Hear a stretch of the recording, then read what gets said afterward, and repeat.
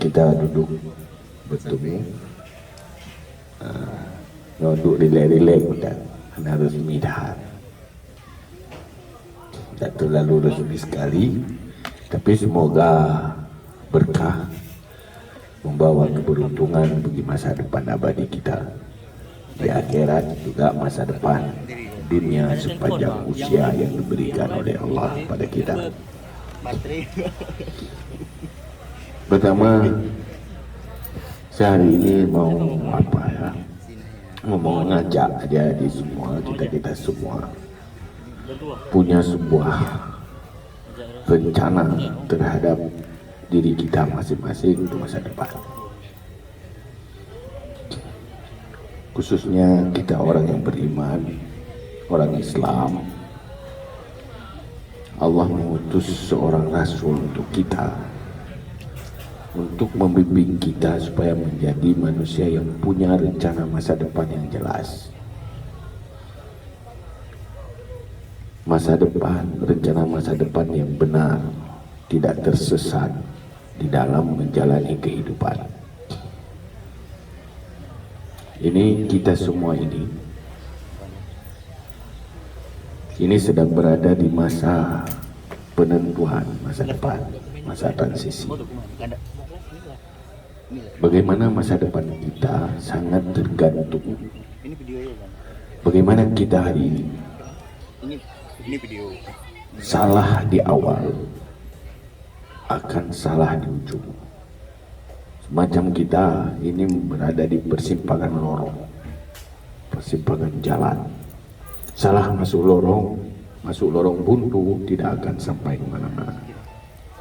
Tapi kalau benar masuk lorong akan menjadi manusia sukses.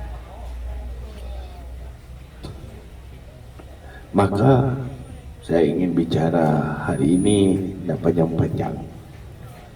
Pertama, saya ingin mengajak kita sebuah sikap. Sadar kita sedang berada di dalam era global dan persaingan global. Bermacam arus. Kalau salah-salah, kita akan digulung, akan korban. Maka saya ingin ucapkan hari ini sebuah motto, semoga menjadi pemikiran kita, di mana di dalam menghadapi persaingan hidup dan di dalam kita jalani kehidupan dunia ini, kita harus punya sebuah konsep. Kalau kita tidak bisa memperbaiki dunia, jangan dirusak oleh dunia. Kalau kita tidak bisa menyelamatkan dunia, jangan dihancurkan oleh dunia. Maka kita butuh kepiawaian, butuh kemampuan untuk menyelamatkan masa depan kita. Aneh, umat Islam punya nabi yang diutuskan oleh Allah yang memberi petunjuk, tetapi hidupnya hancur-hancuran. Hidupnya tidak punya rencana yang jelas, apalagi menjadi generasi yang direncanakan orang. Gurunya ini idonyanya sebuah bangsa yang tidak kuat perencanaannya, dia akan direncanakan oleh bangsa lain. Seorang manusia yang lemah perencanaan masa depannya, dia akan korban karena direncanakan menjadi target orang lain. Kalau Muslim komit dengan Islam,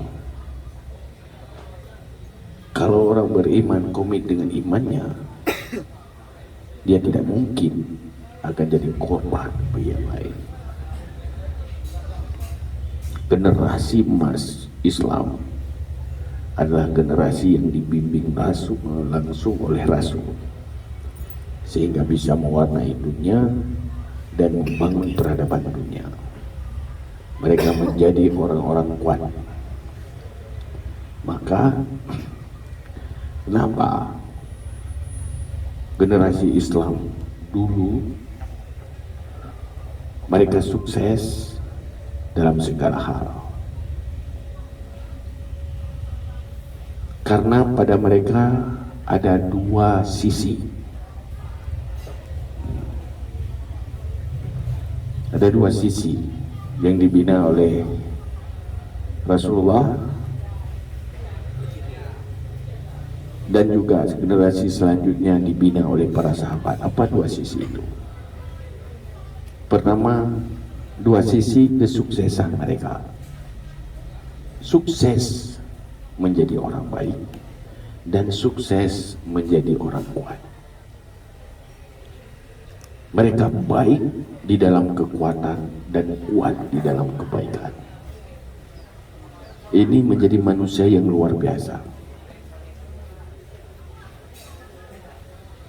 Manusia yang gagal, dia kuat tapi tidak baik. Itu berbahaya bagi dirinya, berbahaya bagi orang lain. Baik di dalam bentuk kepribadian, kuat di dalam skill dan kemampuan, itu pasti insya Allah sukses.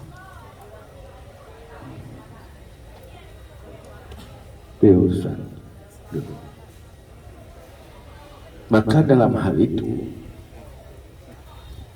apa rahasia sukses generasi Islam masa lalu? Apa rahasia gagal generasi Islam sekarang? Generasi Islam masa lalu komit dan sepakat dengan Islam. Generasi Islam ujung-ujungnya mereka Muslim tapi tidak sepakat dengan Islam. Pertama, tidak pernah sepakat untuk tahu Islam secara benar. Mereka Muslim tapi tidak tahu Islam. Maka hal yang paling inti untuk membangun kesepakatan terhadap diri sendiri tentang Islam harus dimulai oleh tempaan ilmu yang sesuai dengan rumusan Islam. Dalam Islam yang dikenal, ilmu itu hanya ilmu fardu'in dan fardu kifayah. Tidak ada istilah ilmu agama dengan ilmu umum. Tidak ada dikotomi dia, tidak ada terpisah dia. Kita belajar kimia, misalnya, itu ilmu agama juga. Diperintahkan dalam Islam, tapi dia dalam kategori bukan fardu'in, fardu kifayah. Hal yang paling pertama, sukseskan dulu ilmu fardu'in untuk menyelamatkan masa depan hidup dan masa depan setelah hidup. Itu tidak boleh tidak. Pastikan kita punya prinsip akidah yang benar tentang ketuhanan, tentang hal-hal yang berkaitan dengan iman. Itu harus pastikan diri itu. Kemudian ilmu yang menyangkut dengan akhlak, kepribadian, batasan dasar. Kemudian ilmu tentang halal haram dan cara beribadah. Itu ada standar dia. Berdosa kalau itu tidak sukses.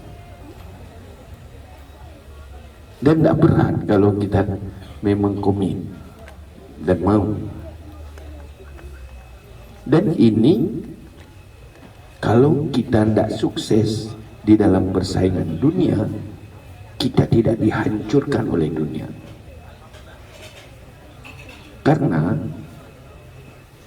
ini di depan saya hari ini, saya berbicara dengan orang yang yakin ada neraka dan surga di depan. Yakin? Yakin kita ke depan akan mati?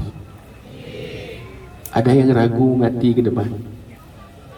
Nampaknya saya sehat sekali ini, gak mati-mati. Gak mungkin saya mati. Gak pasti mati kan?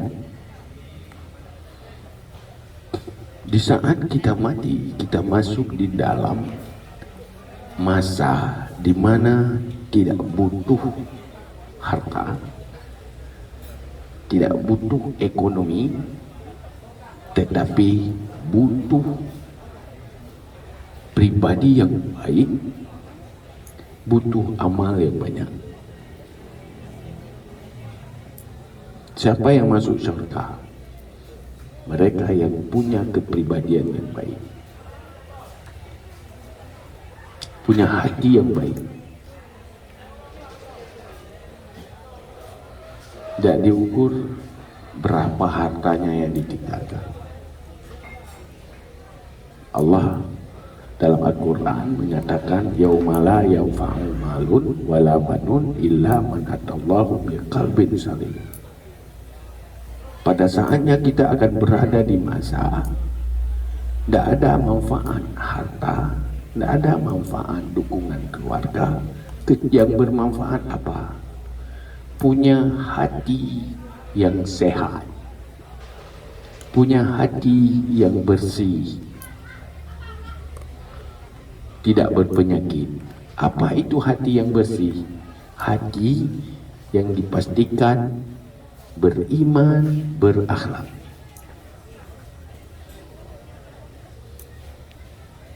Untuk menghasilkan iman dan akhlak, langkah pertama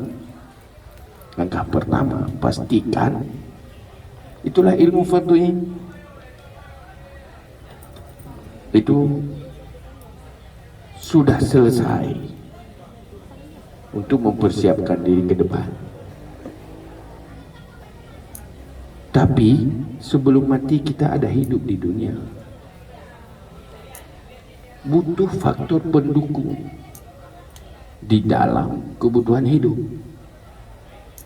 Maka butuh ilmu-ilmu yang lain. Kalau enggak, kita akan dihancurkan oleh orang. Maka ada ilmu fardu kifayah. Allah akan mendosakan orang-orang Islam kalau ada orang Islam sakit tapi tidak ada orang Islam yang mampu mengobati penyakit itu. Semua jadi berdosa. Tapi kalau sudah cukup orangnya, cukup kualitasnya, bisa tertangani, itu semuanya tidak berdosa lagi. Seperti orang meninggal, ada yang memandikan. Kalau tidak ada seorang pun yang mampu memandikan, yang tahu memandikan, semua jadi dosa. Tapi kalau sudah cukup orangnya untuk menangani itu, semua hilang dosanya. Yang berpahala yang melakukan. Ekonomi begitu juga. Semuanya. Dan ini telah diterapkan oleh generasi Islam awal. Maka awal kejadian masa keemasan Islam itu adalah keemasan dalam keilmuan termasuk. Dan generasi yang paling kuat peradaban adalah generasi Islam. Maka karena itu, dengan dua itu, sekurang-kurangnya kalau kita tidak bisa menyelamatkan dunia, kita tidak dihancurkan oleh dunia. Kalau kita tidak bisa memperbaiki dunia, kita tidak dirusak oleh dunia. Kahai dapat selamat kau, belam roh dia kecil.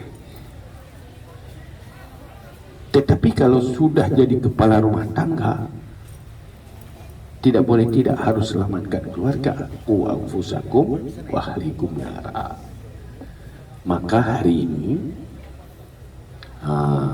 saya mau nanti kita dialog saja. Dialog saja.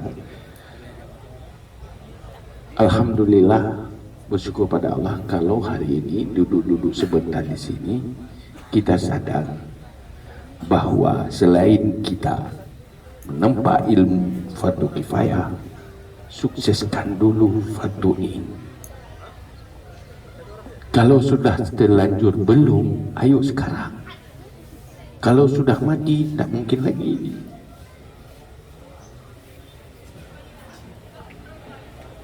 Kalaupun tak connect di hati, nampaknya kurang respon, tak selera apa yang saya ngomong, jangan lupa saja.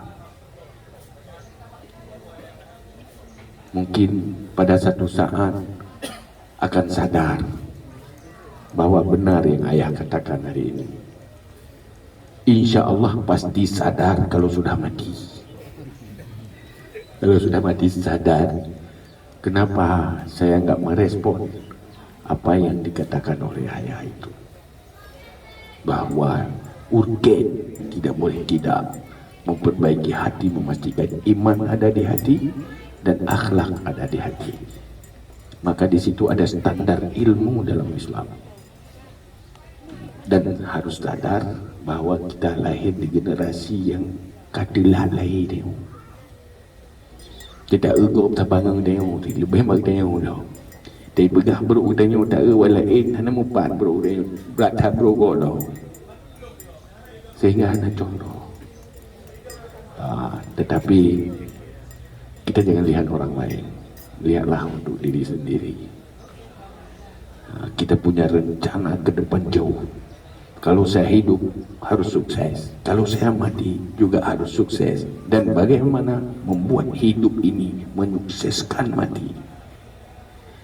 Karena orang masuk neraka karena keliru di dalam dunia. Orang dapat syurga juga dari dunia. Yang masuk syurga hasil usaha di dunia, bukan sampai di sana cari syurga, cari alamat. Mana alamat syurga? Bukan, di sini cari syurga. Maka di sana ada siratal mustaqim untuk melewati neraka, jalan yang lurus.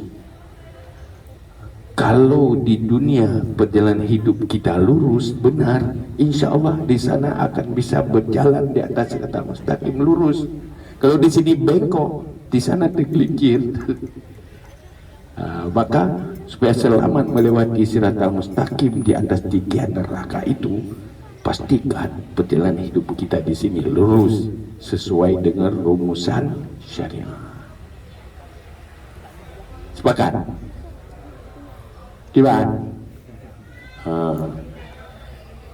Maka harapan harugo rumi mandi. Kita punya harapan masa depan.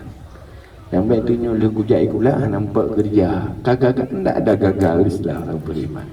Kita selalu punya cara. Miskin masuk syurga, kaya juga masuk syurga.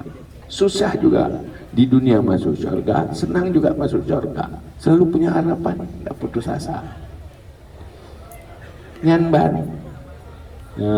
Jadi kembalilah, kita harus punya prinsip pada diri sendiri. Katakan, saya kalau tidak mampu memperbaiki dunia, saya jangan sampai dirusak oleh dunia. Tapi alangkah baik menjadi orang yang mampu memperbaiki dunia. Kita harus kembali ke generasi masa lalu. Maka itu harus dilakukan dengan sebuah pergerakan yang benar, bimbingan yang tepat terus menerus. Cocok. Makanya saya sama. Sekarang kita berdialog di sini, ada Tengku Rizwan. Jangan saya sendiri. Nanti kalau nggak ada saya, ada Tengku Rizwan, ada Abi ini di sini. Jadi sekali-sekali ngopi lagi. Kalau ada waktu kan. Kalau ketemu dengan saya nggak hafal. Tegur. Ini saya yang dulu ikut di Politeknik. Tegur ya, itu nggak apa-apa. Saya nggak sanggup hafal, orang banyak sekali. Jangankan pun Tanah Duri tak apainan dari. Benar kira-kira. Maka dalam sesi kedua, saya ingin menyerap dalam pikiran orang. Pernah masalah, curahan payah. Salah curahan deh.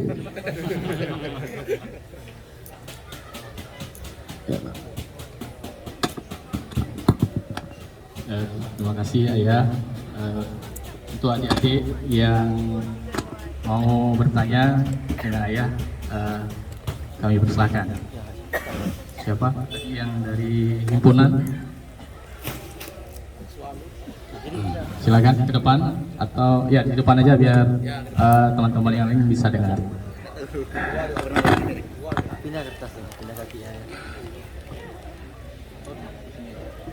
Nama saya Muhammad Afrizal Saputra dari Himpunan Mahasiswa Kimia Politeknik Negeri Lusmoya ya. Jadi di sini yang ingin saya tanyakan, seperti yang kita tahu bahwasanya dikatakan ilmu dunia dan akhirat itu harus seimbang gitu.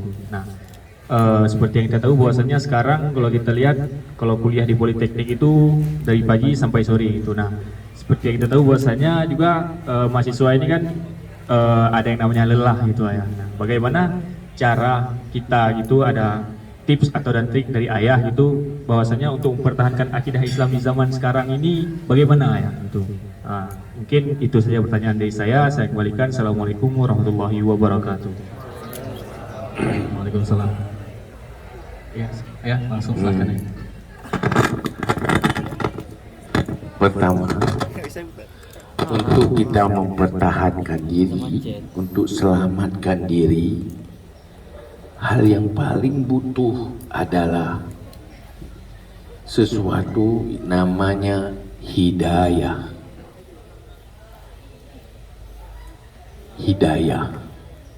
Hidayah dari Allah. Tanpa hidayah kita tidak akan selamat. Tetapi untuk mendapat hidayah itu ada sebab dan cara untuk berusaha. Untuk mendapatkan hidayah dari Allah, kita masuk di dalam usaha mendapatkan hidayah itu.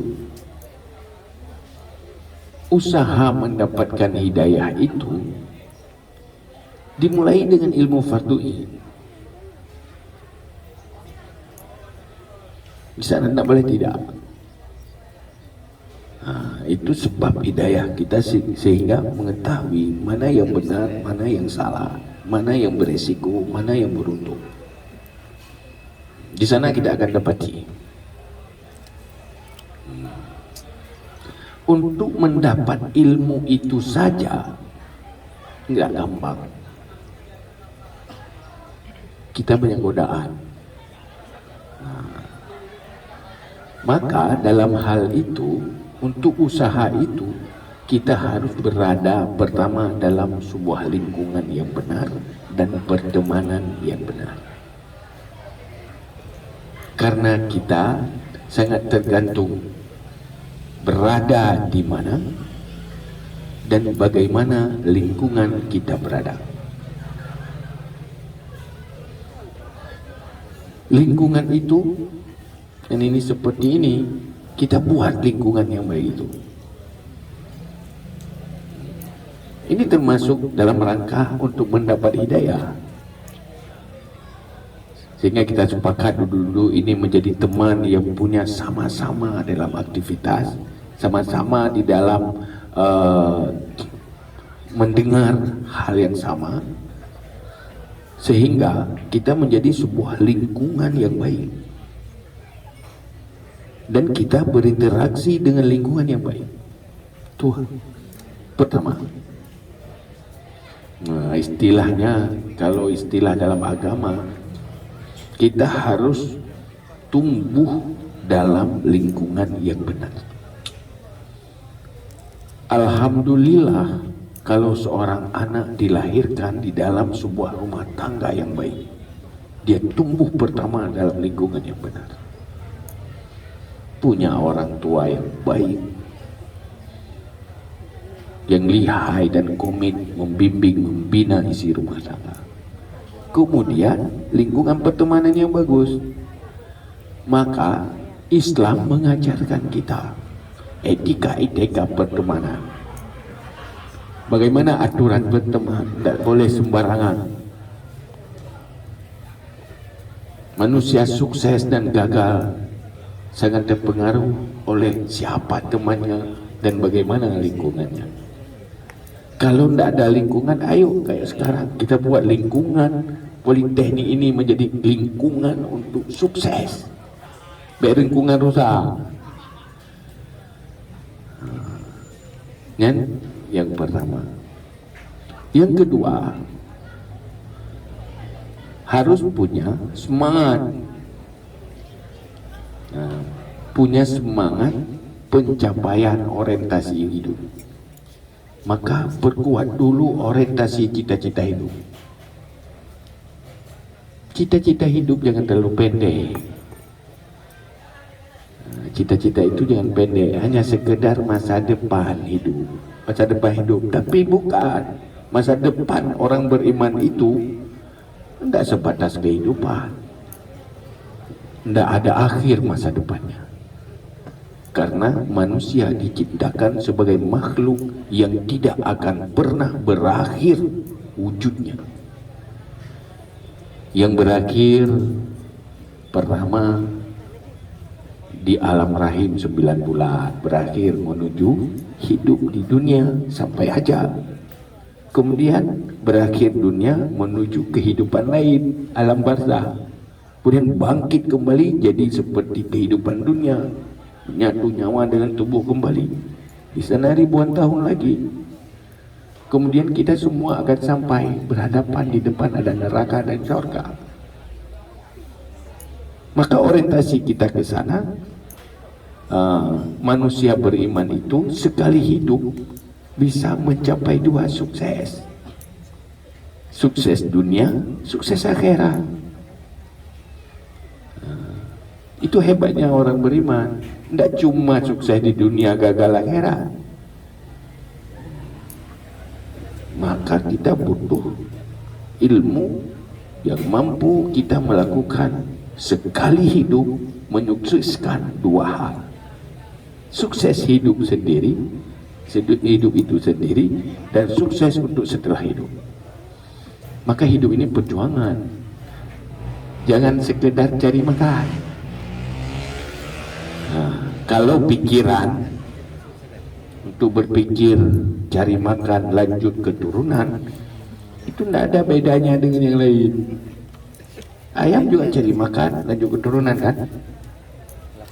Cari makan beranak, cari pasangan beranak. Lembu cari makan, cari pasangan. Kita juga cari makan, cari pasangan, beranak, selesai. Sama aja, apa-apa kita. Mereka tidak apa-apa, tidak ada neraka dan surga, tidak ada bangkit. Tapi kita ini manusia ini bahaya. Maka itulah, buatlah lingkungan ini sebagai solusi. Begitu.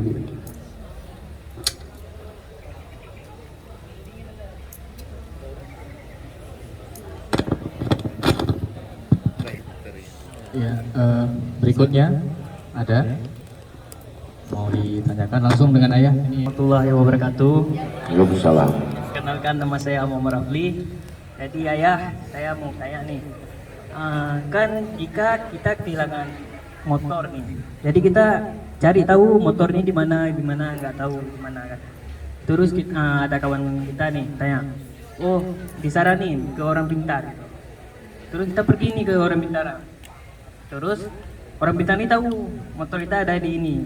Nah, terus kita udah percaya nih kepada orang pintar nih, bahwasanya dia pandai untuk melihat sesuatu dengan gaib itu kan. Jadi itu orang pintar tuh termaksud orang kafir atau bukan ya? Sekian, terima kasih.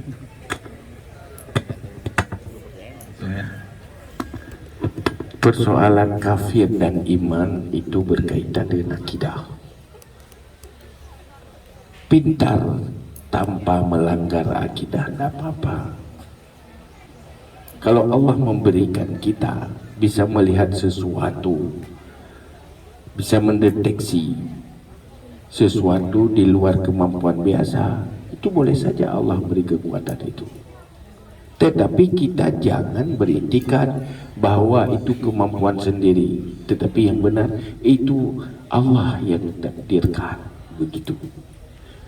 Kenapa dia bisa melihat jauh? Allah memperlihatkan yang jauh padanya. Kita masih beriman. Tetapi kalau kita beriktikad bahwa itu bukan Allah yang buat dia seperti itu sudah keluar dari iman. seakan-akan dia menjadi pesaing bagi Allah, menjadi syirik, orang yang mensyarikatkan Allah, seakan-akan ada Tuhan yang kedua selain Allah. Maka itulah yang tadi saya katakan, pastikan dulu ilmu fatuin yang berkaitan dengan iman, akidah yang benar, sehingga kita tidak bergeser, rusak iman di dalam menjalani hidup ini karena tidak punya standar akidah. Kita melihat begini,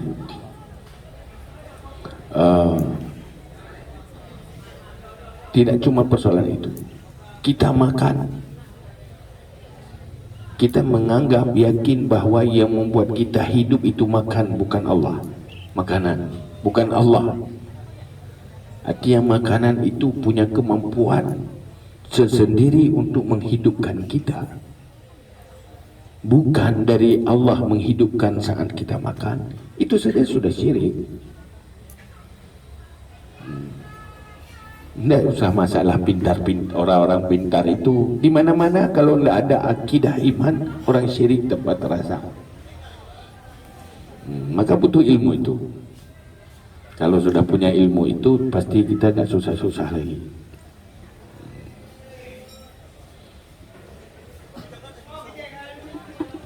Tadi saya lupa ngomong, katanya seimbang dunia dan akhir. Ilmu dunia, ilmu agama seimbang. Itu ucapan seimbang gampang, tahu seimbang itu tidak gampang.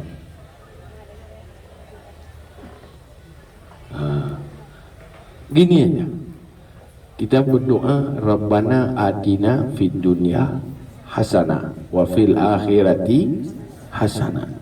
Dunia bahagia, akhirat bahagia. Satu orang dapat dua kebahagiaan. Apa bisa seimbang bahagia dunia dan akhirat? Kalau seimbang maknanya bobotnya sama. Bahagia di dunia cuma sementara, bahagia di sana selama-lamanya. Jadi jangan digambarkan bahwa seimbang itu bobotnya sama, bukan. Makna seimbang, dunia jangan menghancurkan akhirat. Itu sudah seimbang. Saat kita membahagiakan diri di dunia, tidak membuat kehancuran akhirat, itu sudah seimbang. Tapi kalau kita di dalam mencari kebahagiaan dunia, kita hancurkan masa depan akhirat kita, itu sudah tidak seimbang. Jadi dunia dan akhirat yang seimbang itu, di saat kita mampu membentuk dunia kita, la yadurrul akhirat, dunyaka la tadurru akhirataka, duniamu tidak jadi malapetaka bagi akhiratmu. Itu sudah seimbang.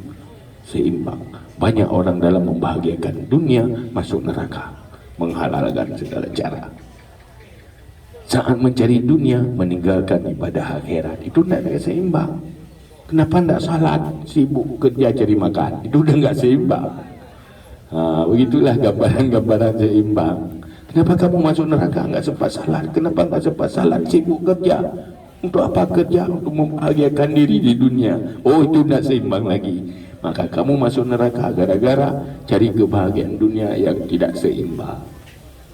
Mufhum? Itu yang beres.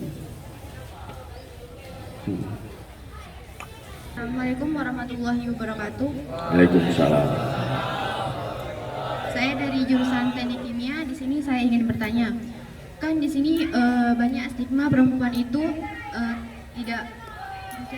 tidak boleh berpendidikan tinggi-tinggi. Saya ingin bertanya kepada ayah, bagaimana kalau perempuan itu hanya mementingkan pendidikannya daripada kodratnya dia sebagai perempuan? Terima kasih. Jangan sampai di saat kita mencari pendidikan yang tinggi menghancurkan kodrat sebagai wanita. Harus seimbang lagi. Itulah konsep Ahlussunnah wal Jamaah, itu wasatiyah, jaga keseimbangan itu. Karena kalau wanita meninggalkan kodratnya sebagai wanita, itu berbahaya untuk kelanjutan generasi masa depan. Tidak mungkin yang laki itu menggantikan wanita untuk hamil. Dia mengatakan seimbang Ibrahiman seperti wanita. Jadi gantung-gantung hamil, tinggal anak pun isteri yang hamil. Yang kedua suami yang hamil. Biar tidak bisa. Jangan sampai anak itu kehilangan ibunya karena ibunya tidak seimbang dalam berkarir. Karena fisik dan psikologis wanita diciptakan adalah untuk hamil dan merawat bayi dan merawat anak. Kalau diserahkan anak kecil sama lelaki, pasti tidak selamat. Yo kata yo bayar ini saboh-saboh lampari gede. Dewa mai ho katanya lampari. Aku petengah mai dia tengah-tengah dua gede. Tidak bisa. Coba lihat kan. Kenapa Allah ciptakan yang laki berkumis. Kan? Yang kumis. Uri nang namnan. Menyunati roro yang makhluk aneh dekat. Kenapa? Mereka memang dipersiapkan untuk orang yang selalu bersentuhan dengan bayi kecil. Kalau anak kecil kena ciuman orang tak berkumis, nyaman dia. Coba kalau terlalu sayang, yang laki sayang kali sama anak kumisnya kumis lagi sikat kulat. Yang kita mahigli yang namanya dari jauh nama mahigli dia kena dikawal kulat babi. Ya kan? Jadi bukan menghalang wanita punya pendidikan yang tinggi. Alangkah bahagianya seorang anak punya ibu yang cerdas dan punya ilmu, menjadi guru yang hebat, guru pertama yang hebat untuk anaknya. Begitu. Nak inai le kaji le lebih jawaban kan? Yang boleh berluah lo menyampai tabut lo itu tidak cukup dengan sebuah jawaban. Dia harus lewat sebuah pembahasan. Dari pertanyaan yang ketiga, maka terakhir pula acara kita pada hari ini.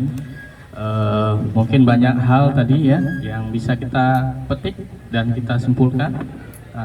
Tadi apa yang disampaikan oleh Ayah banyak hal ya tentang kemajuan Islam nanti zaman dahulu dengan sekarang ya, kemudian apa tadi keseimbangan dunia dan akhirat ya. Jadi kalau hari ini kita tanam padi pasti rumput tumbuh, tapi kalau tanam rumput pasti padi tidak tumbuh. Jadi padi ini adalah akhirat rumput dunia.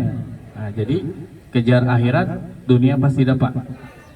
Kejar dunia, belum tentu akhirat dapat. Ayah, terima kasih Ayah atas waktunya. Kami mengucapkan ribuan terima kasih telah memberikan sedikit mungkin nasihat atau juga motivasi atau juga mungkin oleh-oleh untuk adik-adik mahasiswa ini.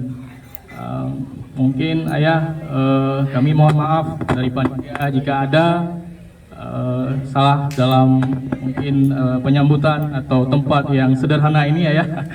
Mungkin di Terik Matahari kami mengucapkan beribu mohon maaf Ayah. Ayah, mungkin kami mengucapkan selamat Ayah bersama rombongan juga yang nanti akan kembali ke Genif. Insya Allah setelah Isya Ayah juga akan mengisi kajian rutin.